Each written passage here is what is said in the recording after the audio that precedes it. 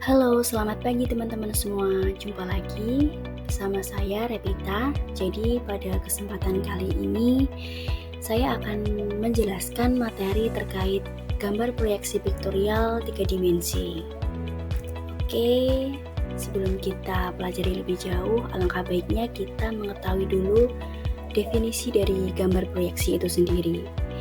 Jadi, gambar proyeksi adalah gambar bayangan suatu benda yang berasal dari benda nyata atau imajiner yang dituangkan dalam bidang gambar menurut cara-cara pandang tertentu. Nah, sedangkan proyeksi vektorial atau proyeksi 3 dimensi merupakan sebuah gambar benda dalam bentuk yang sebenarnya atau gambar 3 dimensi pada bidang 2 dimensi. Nah, definisi ini diambil dari jurnal M. Rizal tahun 2006 volume 11, yang mana proyeksi vektorial 3 dimensi itu masih dibagi lagi menjadi 3 jenis. Yang pertama, proyeksi aksonometri, yang kedua ada proyeksi miring, dan yang ketiga adalah proyeksi perspektif. Oke, selanjutnya di sini saya akan menjelaskan definisi dari proyeksi aksonometri. Nah, proyeksi aksonometri merupakan sebuah objek digambar secara 3 dimensi dengan ketentuan sudut proyeksi dan skala pendekatan yang sudah diatur dan ditetapkan sebelumnya. Nah, proyeksi aksonometri ini biasanya digunakan untuk lebih menjelaskan gambar detail-detail struktur maupun arsitektur gambar perencanaan sebuah bangunan. Sedangkan proyeksi aksonometri itu sendiri masih dibagi lagi menjadi 3 jenis. Yang pertama ada proyeksi isometri, yang kedua adalah proyeksi dimetri, dan yang ketiga adalah proyeksi trimetri. Selanjutnya saya akan menjelaskan mengenai jenis yang pertama tadi, yaitu proyeksi isometri. Jadi untuk penampang gambarnya seperti ini, teman-teman bisa lihat di sebelah kanan slide-nya. Nah, sedangkan untuk aturannya itu adalah proyeksi isometri merupakan suatu proyeksi yang mempunyai perbandingan panjang ketiga sumbunya, yaitu sumbu X, sumbu Y, dan sumbu Z, masing-masing adalah 1:1:1. Nah, sedangkan untuk aturannya, yang pertama adalah jarak antar sumbu itu membentuk sudut 120 derajat. Untuk aturan yang kedua itu sumbu X dan sumbu Y terhadap garis mendatar adalah sebesar 30 derajat. Teman-teman bisa lihat di bagian gambarnya ini itu dijelaskan ya, ada keterangan besar sudutnya dari garis mendatarnya itu sebesar 30 derajat. Itu proyeksi isometri. Selanjutnya adalah proyeksi dimetri.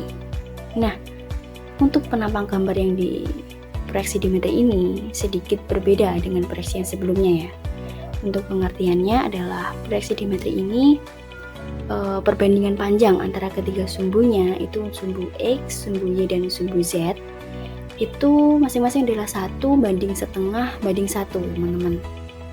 Nah, untuk aturannya atau ciri-cirinya yaitu yang pertama, untuk sumbu X dengan garis mendatar sebesar 7 derajat, teman-teman bisa lihat untuk penampang gambarnya di sini.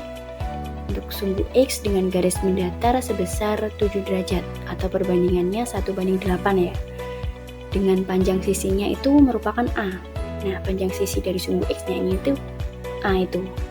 Nah, untuk yang kedua atau aturan yang kedua yaitu sumbu Y dengan garis mendatar sebesar 40 derajat atau perbandingan 7:8 dengan panjang sisinya sama dengan setengah A dan tinggi sisinya sama dengan A. Itu untuk proyeksi dimetri. Untuk yang selanjutnya ada proyeksi trimetri. Ya, untuk proyeksi trimetri ini untuk gambarnya sedikit mirip dengan proyeksi dimetri ya teman-teman. Tapi di sini untuk ciri-cirinya itu untuk kemiringan kedua sisinya itu berbeda. Untuk yang pertama, nah sisi pertama ini mempunyai perbandingan 1:11 dengan panjang 1/10A. Sedangkan untuk aturan yang kedua atau ciri yang kedua itu kemiringan sisi lainnya mempunyai perbandingan 1:3 dengan panjang sama dengan A dan tinggi sisinya sama dengan A. Jadi Jadi untuk perbandingannya sedikit tidak sedikit ya, sangat berbeda ya. Oke, terus selanjutnya tadi sudah dijelaskan mengenai 3 jenis proyeksi aksonometri, dan sekarang kita menuju ke proyeksi miring atau proyeksi oblik. Nah, kalau di sini itu untuk gambarnya sama, mirip-mirip dengan proyeksi-proyeksi sebelumnya, tetapi di sini sudah keluar dari lingkup proyeksi aksonometri ya teman-teman. Jadi persamaan skala pada proyeksi miring itu untuk sumbu X adalah 1:1, untuk sumbu Y itu 1:2, dan sumbu Z itu sama dengan 1:1, di mana sumbu X itu berhimpit dengan garis mendatar dan sumbu Y-nya membentuk sudut 45 derajat. Jadi untuk ciri-ciri khususnya bisa mudah untuk diingat itu memiliki sudut 45 derajat untuk proyeksi miring ini. Untuk yang selanjutnya adalah proyeksi perspektif. Nah, kalau untuk proyeksi perspektif ini merupakan proyeksi untuk penggambaran pengubahan objek 3 dimensi menjadi objek 2 dimensi, di mana setiap garis proyeksi menggambarkan lokasi yang jauh dan ukuran objek.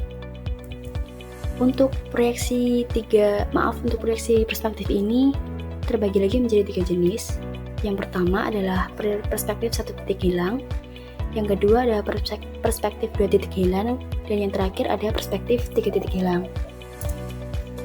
Oke, untuk definisi perspektif 1 titik hilang, yaitu sistem perspektif atau titik lenyap identik dengan menggambar objek yang terletak relatif dekat dengan mata, sehingga memiliki sudut menyempit di mana garis batas benda menuju 1 titik lenyap.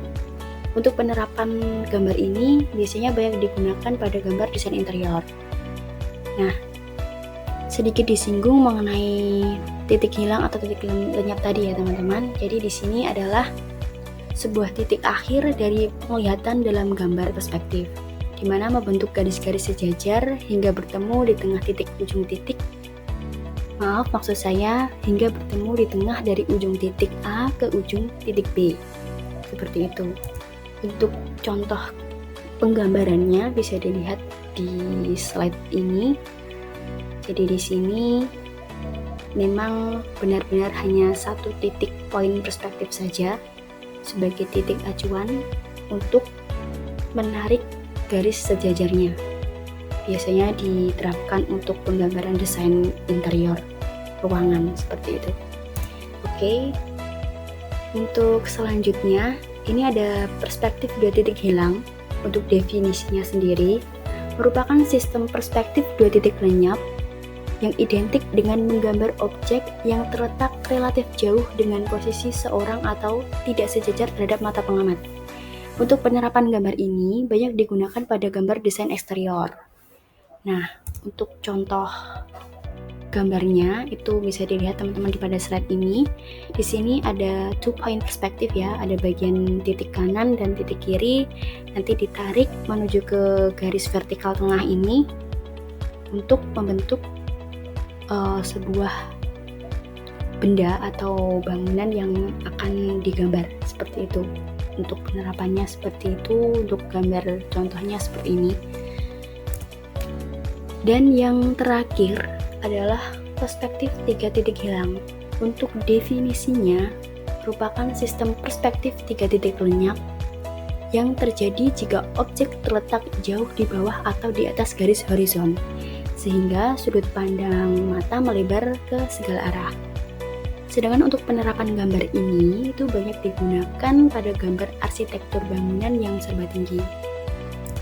Nah, untuk yang perspektif 3 titik hilang ini memiliki 3 titik ya, 3 titik poin perspektif atau 3 point perspektif untuk menarik gambar agar mendapat